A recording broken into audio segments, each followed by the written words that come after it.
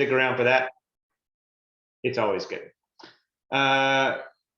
We've set it time for Q&A, so put those questions in the chat. Excited to welcome Chan Dillon with WC Dillon Company and Insight Risk Management, and Russ Morgan with Bradley. Both are longtime strategic alliance partners with EO. Chan and Russ have seen it all, bringing combined experience and knowledge to this topic. Top of mind for all business owners. Russ Morgan is a business trial lawyer who has handled a variety of litigation for corporate clients, including intellectual property, trade secret, non-competition, partnership, and closely held corporate disputes, fraud, misappropriation, securities fraud, and franchise and dealer disputes. He also represents insurance brokers and negligence claims, national general contractors and construction disputes, and one of the world's largest live event promoters on various litigation matters. Russ frequently speaks on issues of concern for corporate counsel, such as crisis management, internal investigations, data retention policies, that's interesting, and attorney-client privilege. Chan Dillon is a president of WC Dillon Company and Insight Risk Management, and an EO Nashville SAP since 2012. In a Nashville story, Chan lives down the street from a house where Dottie and Bill West lived in the 1960s, hanging out at the house one night with Joe Walsh, also really cool. Bill showed him the talk box he had made, which Joe then made famous the next year when he used it on Rocky Mountain Way. So let's get started. I'll hand it over to Chan and Russ. Thanks, Marty. Hey guys, Russ Morgan here. I'm going to start out a little bit, kind of just laying the landscape for insurance and the importance of this. And the name of this presentation is what it looks like to be underinsured. And I would say that I don't want to be over dramatic, but most of us could look in the mirror in some form or fashion, be underinsured in some aspect of our business or personal life. And so I'm unfortunately in a position where I end up meeting people at their time of being underinsured often and have to figure out ways to help them manage that. So in my world, as a trial lawyer, one of the things that I do is I spend a lot of time with clients on risk management because it's always better to manage those risks beforehand rather than having to deal with them on the back end. And there's really, in the business world, there's three pillars to risk management. Number one is contracts. You can manage risk through your contractual relationships, either through limitations of liability, indemnification provisions, and things along those lines. And then the other thing that you can do is obviously the insurance aspect of it. And so that's the second pillar of risk management.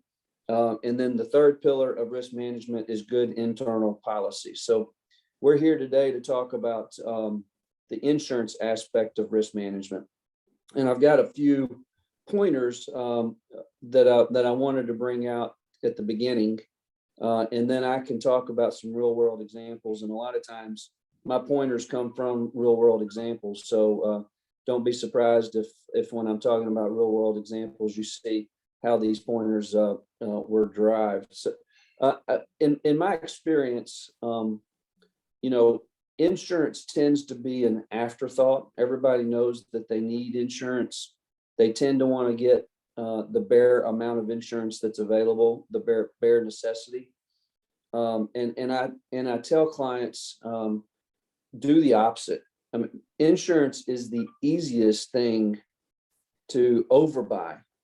And you're never going to be mad because you overbought on insurance. You will be terribly mad if you underbought on insurance. And there are so many there's so many businesses that will get a $1 million commercial general liability policy when their potential exposures out there could be in the tens of millions of dollars, and one major loss could destroy their business. And so one of the things that you have to do is you have to understand your company's threshold on risk, right? So I represent, as indicated, I represent one of the country's largest live event promoters.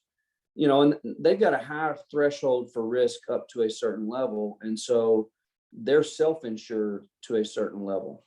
because they've got a ton of money. And so they really just get insurance for catastrophic type situations that would be in the tens of millions. Most people aren't like that, but that's one way to manage your risk. Another way is to be insured, from $0 on up to a certain number. But I think the one thing that I would encourage as it relates to that is, just because you have $1 million of insurance coverage doesn't mean you're adequately insured. You may or may not be, depending on what your company's risk are out there. If you're a trucking company and you have $1 million GCL, you are underinsured, because the problem is, if there is or even if you have $1 million transportation policy, you're underinsured, because a lot of people who come in contact with trucks in a trucking accident, it's not a pretty end. And those losses are significant. So you got to look at your business, understand your business and what your risk thresholds are. The other thing I really encourage people to get umbrella policies, excess insurance policies. The cost of those umbrella and excess insurance policies is fairly minimal compared to the amount of protection you have. And when I say that not only to you guys in terms of your businesses, but I think in terms of personal exposure on things as well. A lot of people might have automobile insurance up to $500,000. Well, that may not be enough. So you may want to have on your personal lines, you may want to have a significant umbrella policy added on top of your baseline insurance coverage. You also have to make sure you understand your business and where your exposures are. And as I mentioned earlier, I think a lot of customers and a lot of clients that I see tend to say, okay, I've got to get insurance. They call a broker, they get $1 million GCL. They don't really sit down necessarily with their broker and make sure that their broker understands their business and where their exposure is. And I'll give you an example of that. If you're in a business where you have agreed to indemnify people as a part of your business, well, there's a rider that you can buy that will give you coverage in the event that there's in the event that you have to pay money on that indemnification claim. So that would be the type of coverage that you want to make sure your broker is aware of. And it's not fair for the broker for you just to assume that they know your business, and they'll learn your business over time. But I think it's very important to get in there and make sure you sit down with them and show them your cards so they know where your exposure is. Completed operations policies are another one that people need to be looking at. Product liability policies, if you're a product provider, E&O policies, if you provide any kind of guidance or service in your business. And then cyber insurance policies are important as well. One thing I want to mention, and you'll hear this on one of my examples, but a lot of times your insurance broker may say, hey, we need to get a schedule of your assets. And, people are hurried, so they don't take time to really make sure that they've got an accurate valuation on their assets. And so it ends up, once that happens, and there's a claim, the claim is going to pay based upon the schedule that you provide. So if you've got an asset that, is worth $50,000 and you've scheduled it for 25 for whatever reason, a lot of times those schedules come from tax returns and things like that, and they may be scheduled differently. Then you're only going to get $25,000 for that asset loss. So you need to be really focused on making sure that you're accurately scheduling your assets. Watch out for the policies with depreciation, because that can really reduce your overall coverage. If you have an asset that is, you've got a car that's 10 years old and it's damaged, even though it might be valuable to you, the depreciation is going to result in a much less significant payment. Understand the difference between replacement costs and a value-based policy and the policy limits.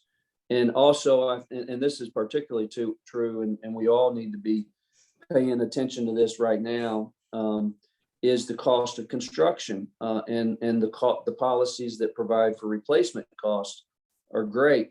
I would say, as I sit here right now, based upon what's happened in housing prices and the cost of construction, if I called my insurance broker and asked what's my limit on that's going to be paid on my house if there's a total loss, I'm probably significantly underinsured, because there's been such a change in all of those features over the last 6 months. So you got to really pay attention to what's going on in the market. Reach out to your broker, and this is kind of, to be quite honest, triggered me. I'm glad we had this. I'm going to call my broker today and get a look at my insurance coverage to make sure I've gotten it upped.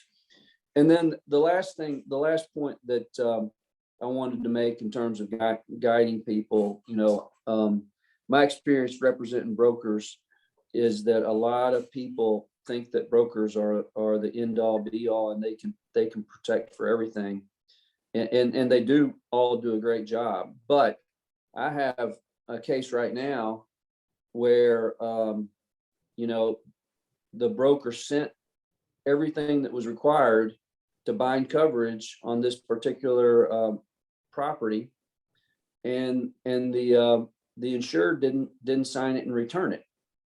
And so the insured comes back and says, well, the broker should have called me and told me. Well, the broker doesn't know what other insurance companies people are talking to or what they're doing. So it's not the broker's obligation to follow up. Once they've sent you the offer of insurance, you can't really rely upon the broker to, he can lead you to water, but he can't make you drink. The insurers have to do their part. And I've got 2 cases right now where the insureds didn't do their part. And in one of them, there's $1 million asset that was uninsured.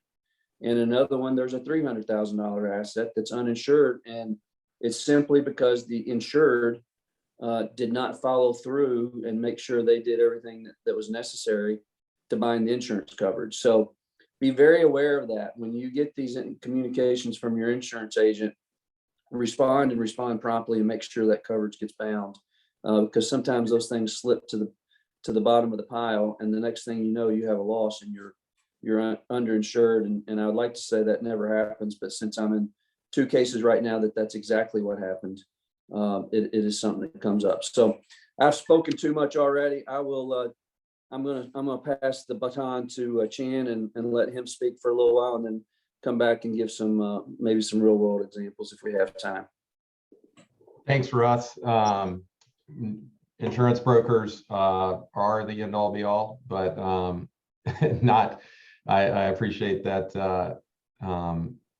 sentiment for us being wanting to do the best by our clients, and fortunately I haven't needed to use Russ's services, and this isn't going to be an expose of all the clients we've had that have been underinsured, but it's what gives us sleepless nights too, is we do our best to understand the client's business, and we want to meet with them every year and go through all of the coverages, all of the limits that are in place, and the sub limits that are in place, and the exclusions that are in place. And we want our clients to know what they have, and then most importantly, sometimes what they don't have. And you can get insurance poor too. You can overbuy, but you want to understand, if you are self-insuring something, that you intend to do that, and you don't want to find out after the fact that you were self-insured because you thought you had coverage that you didn't have. And there's a little bit of art to it. I saw a question about,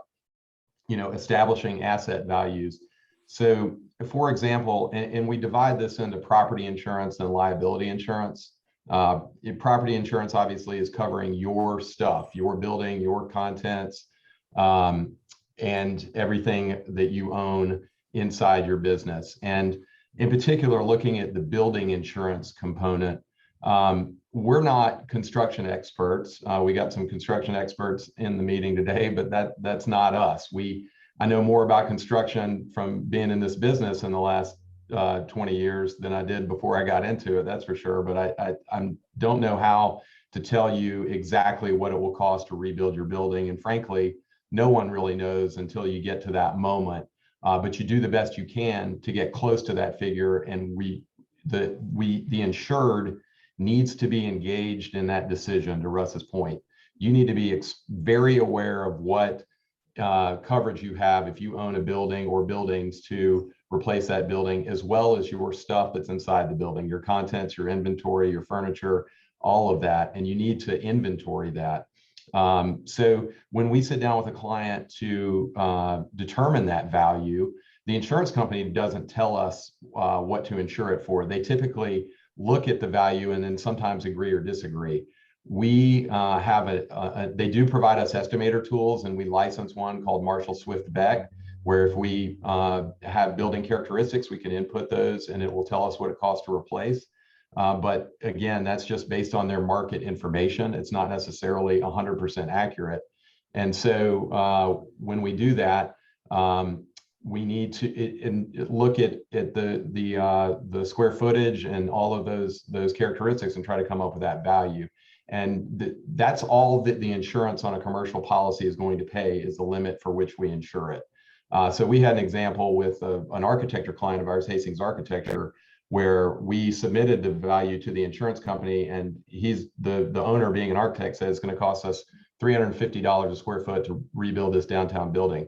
The insurance company, they don't want to overinsure or underinsure. They want to try to feel like they have the right amount. And for the client, they said that was too much. And normally, you know, we're thinking in the $200 range. This is an architect though, and so we had to convince them this is someone who really has a good feel on what it's going to cost to rebuild this building and is willing to pay for it. And so that's the kind of level of engagement that you want to have when you're determining those things. An example for contents not being covered adequately, where we were fortunate that the claim worked out okay. The tornado, we had quite a few losses there. And one thing too, is there's some cynicism about insurance companies paying claims. We had, in just our small boutique office in Nashville, over $10 million in property losses that have been paid out from the tornado, and insurance companies do pay.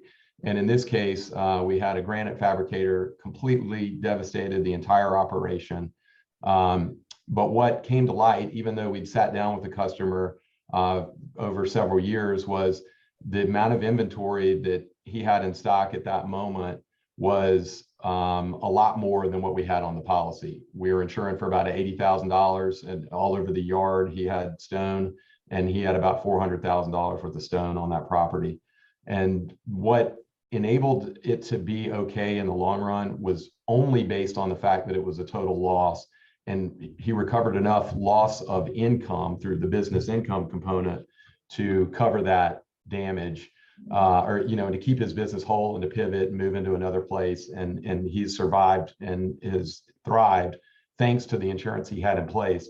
But if it was just a yard loss and he had just lost that inventory, he'd have been out $300,000.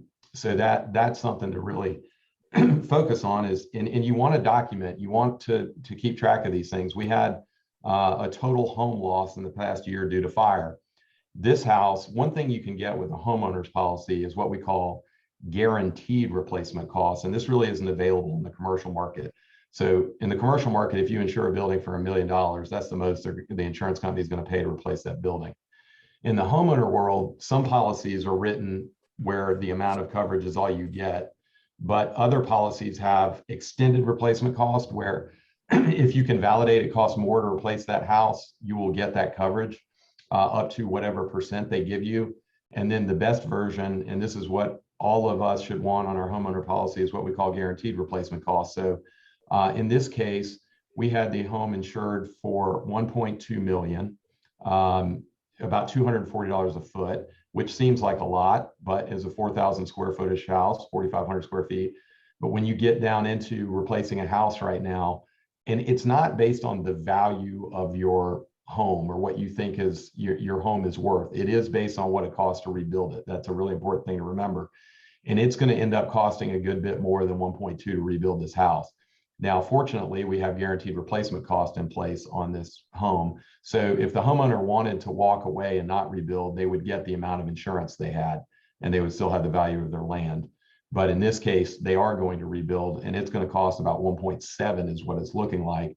And the insurance company is actually going to pay for that because we can validate it, and that is the true cost of construction right now that we know is really inflated. Another thing learned out of this loss is the level of inventory required to recover your contents is significant, and especially if you want to replace your contents. So if you can video your home, I think it is such a great idea. It's so easy to do now. And that way it's you've got so much stress going on and when your home burns like this, as you can imagine. And so our insured was very detailed with what they had and was able to document it, and the insurance company required that. And in order to get the replacement cost, you actually have to go replace it. They give you the depreciated amount until you do. So that was really enlightening for everyone here, is an important way to protect yourself. Two others before we kind of turn it back. Some things there are sublimits in policies. For example, trees are limited to $250 typically and $1,000 in total. We ran into that with Oz, which we insure, and they had put quite a bit of money into the landscape out there and lost it in the tornado. And when we discussed it retrospectively, I don't believe Oz would have ever bought coverage for that. We would have had to have had them on a kind of a botanical garden policy. It would have been a lot more expensive. But it did make me realize after the fact that these are the kind of conversations we need to have. And both us as the agent, and then to Russ's point, the insured, you need to think about everything you've done and what you could do to have it protected, because they had about $40,000 worth of trees that they lost, that they weren't able to recoup insurance. They literally only got $1,000 for that. And insurance companies are not going to be cheap covering trees, though, because they can blow over pretty easily. So that's the thing. You may not ever, they could have spent $30,000 in insurance over 5 years to cover $40,000 worth of trees, and that's bad math. On the liability side, I try not to give too much detail on these kinds of things, but we've had losses where we've increased coverage for folks, but then you just never know how much insurance you need until the crap hits the fan, so to speak. And so there was a tragedy on a property that we insure, and we had increased coverage from when we got it. Actually, when we wrote the policy, the homeowner only had $300,000 worth of liability insurance and had a high net worth. And so in this case, the increase of coverage they're extremely grateful for it. But we still, this is still going on. It happened this year. So we're not sure if they have enough. And that's where, having things in trust and contracts and that sort of thing, things that Russ spoke to otherwise come into play. That also can protect your assets beyond just the insurance itself. That was basically all I had. I did want to bring up one point too that is really important, is the legal advice that you get when a claim occurs. On these liability claims in particular, the insurance company has what we call the right and the duty to defend. So the duty means they have to defend you when you're covered under the policy. The right means that they get to choose the counsel.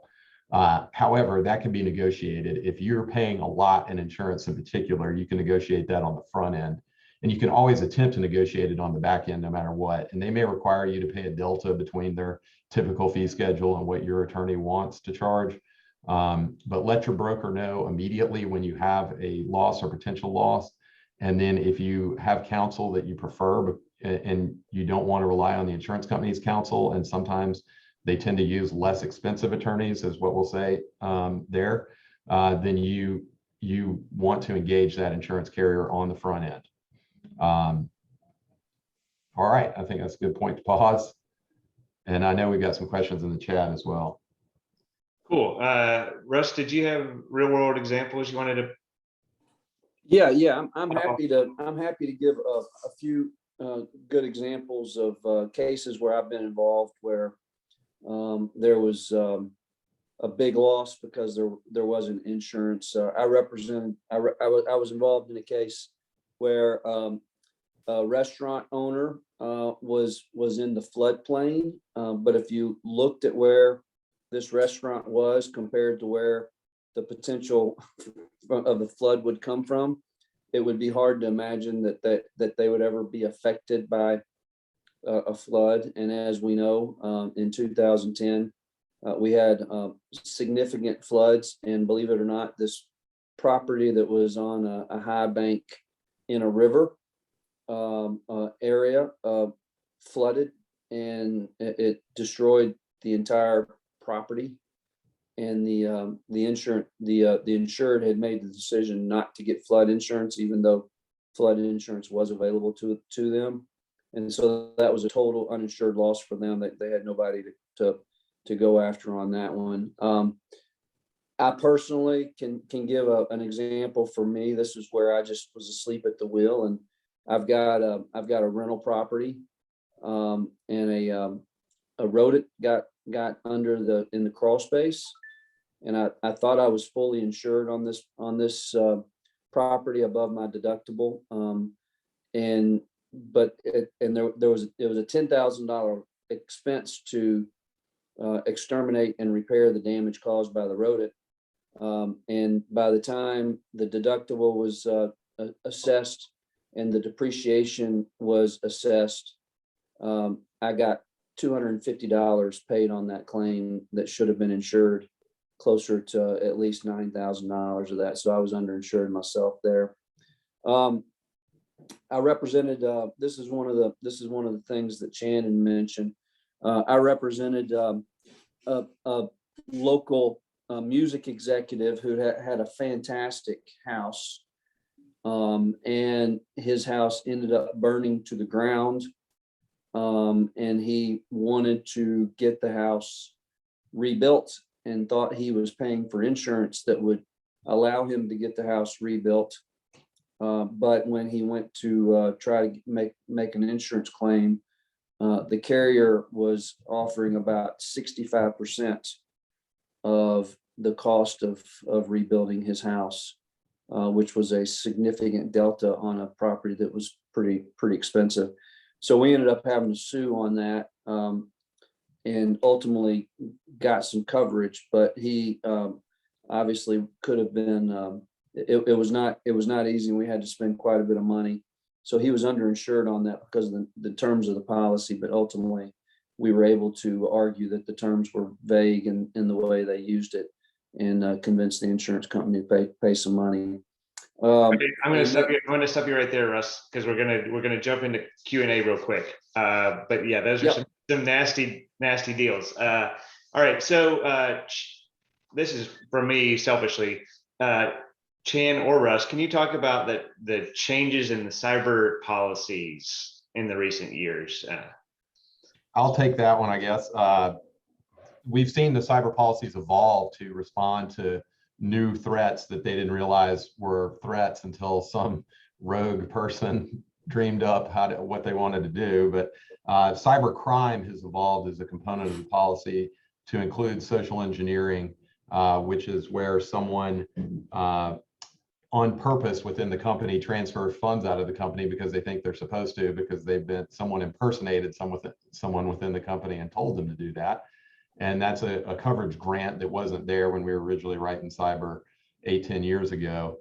And then the extortion and ransomware claims have come into play. And there's a difference between the extortion and the ransomware. The extortion is, we're going to sell your data if you don't pay us money, and then if you want your data back, we're going to. And so they have built out coverage lines, and I feel great in saying that the cyber policies today are better than ever, and they do really respond well to just about every threat that we can think of that has occurred.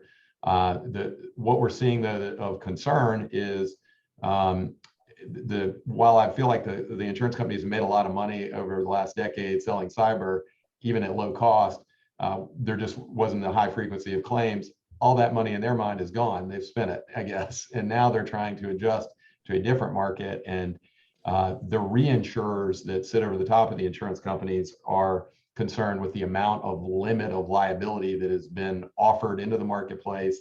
And, a lot of it by contract. If you're working with HCA, they want to see $10 million worth of limit. And sure, here's 10 million, here's 10 million, here's 5 million. And now it's like, oh crap, we've got too much limit out there and not enough premium. And so we're seeing a lot of renewals coming in at 2x, even 3x, and $10 million limits are being reduced to 5 million, and they won't give you any more limit. Then we have to go get another excess carrier. It is a very hard and tight market now. And you want to try to get out in front of it when you're renewing your coverage. On our end, we're doing our best, but it can be really hard because the carriers are just not responding to us. It's a challenging marketplace. So hopefully that will settle down a little bit. Yeah, thanks, Chan. Russ, have you seen any legal on the cyber? Yeah, well, I've had a few clients that were kind of what Chan was saying back before they created these policies. So you have you have an email from the CEO to the CFO that says, hey, we need to wire $500,000 to Russ Morgan's account. The CFO makes that wire. I had a situation where that occurred, and because there wasn't really an attack, there was no coverage for that. Now, what Chan's saying is that there are some policies out there that cover that type of event now, but I've had 3 of those where there was no coverage. And so you got to be pretty specific on that. And what we do is we come back around and we give cybersecurity training on things and best practices. That, remember, one of the 3 tiers of risk management I said was compliance and internal policy. So, now if somebody's asking you to send a check for $500,000 to somebody, rather than just do it, have a voice communication to confirm that instruction came in.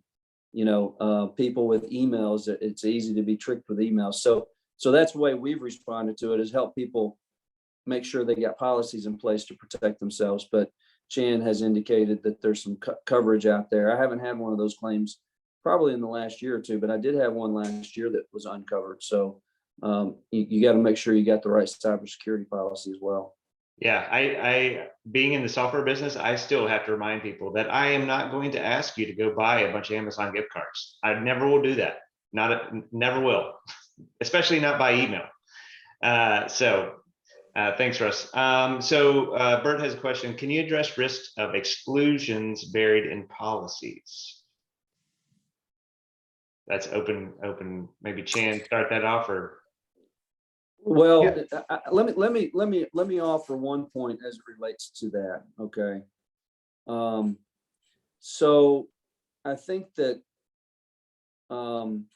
people need to understand that when you make a claim on an insurance policy, insurance companies generally are going to deny that claim. I mean, they are. I can't tell you the number of times, unless it's like so clean that there is a defensible claim. If it's something that they can make any kind of argument to deny it, they will. And I spend a lot of time fighting with insurance companies to get those claims paid. So don't ever. I had a case about 3 years ago for a local healthcare company where we were suing on an EHR that had performed terribly. And, this company was a small company. So I kept pushing them to try to get them to give me their insurance policy. And they said, well, our insurance coverage was denied, so we don't have any insurance on this claim. So we keep going. And at this point, we'd spent a ton of money on pursuing the claim because we had a really good claim. Well, ultimately I pushed them again I said, okay, just let me look at the policy. Just send me the policy and let me look at it, because maybe you can assign your claim. Since you don't have any money, maybe I'll just go straight for the insurance company. Well, they ultimately sent me the policy, and you literally could read the complaint that we had filed, and it tracked right down the coverage that they had. But the insurance company had still denied it. Their lawyer had not asked for the policy to really look to see whether it was a legitimate denial. And there was coverage. Ultimately, that insurance company ended up paying our claim and attorney's fees. So I guess the point that I'm getting at as it relates to exclusions, yes, there are exclusions and you need to be aware of those exclusions, but you also have to recognize that there are, for every exclusion, there's a legal argument to get around that exclusion, and the law always favors finding insurance coverage where it exists. So I spend my life fighting against exclusions. That doesn't mean that there's not some valid exclusions out there that part in the negotiated process. And what you see a lot of times, what happens is, and a good example of this will be, I'll give you a very good example. So back in the day when mold was a big deal, right? Everybody was talking about mold, and there were all kinds of issues with mold. So on a homeowner's policy, if you had a claim related to water intrusion and mold, or even a business commercial policy, at the beginning, there was coverage for that. And then what happens, the next year, all of a sudden somebody slides in a mold and fungi exclusion on the insurance policy. So what they do is, once they start to see these new and unique risk, insurance companies will write in an exclusion. Now, you can always go back and say, we want coverage for mold. So once they exclude it, you got to go back and ask for specific riders that will give you coverage for mold. But that's how that exclusion process works, is these insurance companies will get together and come up with an exclusion with the insurance service offices and exclude coverage. And you always have to make sure that your risks are not excluded and are actually covered, that you anticipate should be covered. Awesome. Thanks, Russ. So we've got about 6 minutes left for this section. So I'm just going to ask a kind of a 3-minute kind of reflection from each one of you. What have you learned in the pandemic? We're all working more remote, so like the consideration of a home office, and is there something to do there? And what's the big takeaway that you guys see? And I'll start with Chan, about 3 minutes each.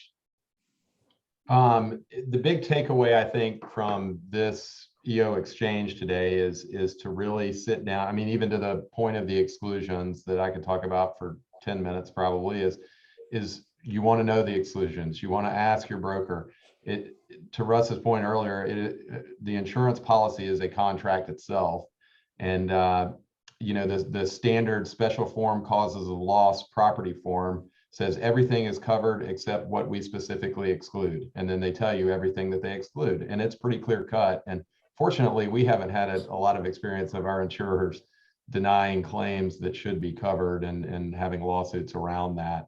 But flood is clearly excluded in a policy, and that's standard. Earthquake is excluded. Earth movement, which can happen when the hill comes down into your home, slides down if you live on a hill, like a lot of people do in Nashville. Those are excluded. If you want earthquake coverage, you have to add it. If you want flood coverage, and we found this out ourselves, we had about $6,000 of flood damage this year. And we didn't have damage in the same house in 2010, amazingly, but we had to pay out of pocket. We don't have flood. Most of Nashville does not have flood coverage. You don't have to be in a floodplain to buy flood coverage. Everybody can have flood coverage. General liability doesn't cover professional liability. It doesn't cover professional services. Clear-cut exclusion on that. If you have a general liability policy and then you're in the advertising business, it's going to exclude personal and advertising injury, whereas everybody else gets that coverage into their general liability policy. You have to get it through a professional liability policy. So again, it's really taking ownership of your insurance, because it is just an absolutely critical component of running a business. That's my big takeaway. The pandemic is related to today's topic. I'm gonna have to say you've stumped me. I gotta come back and think about that. Maybe after Russ talks, I'll have some enlightening response there. But I have learned a lot in the pandemic. All right, great, Russ.